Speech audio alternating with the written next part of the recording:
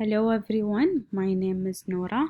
Me and my partner Tahani did create this mind map about Bloom taxonomy. Bloom taxonomy of educational objectives, 1956. After 40 years of the intensive research on school learning in the United States as well as abroad, his major conclusion is what any person in the world can learn, almost all persons can learn.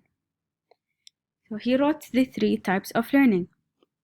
The first one is the cognitive domain, head knowing, mental skills, knowledge.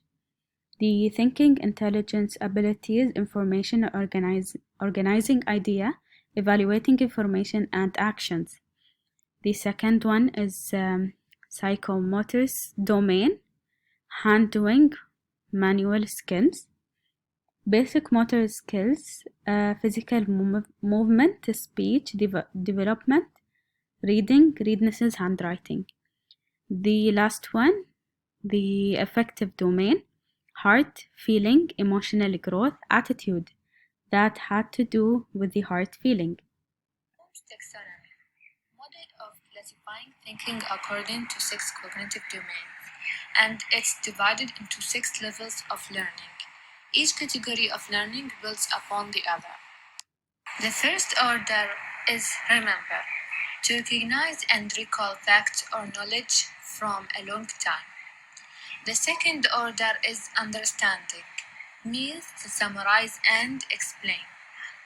With apply, we implement the rules and ideas and concepts. Analyze means to break down the information into parts.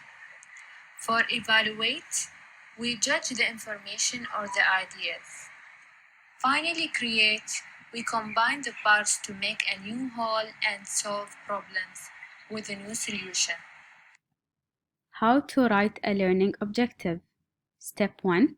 Start with the STEAM sentence. Step 2.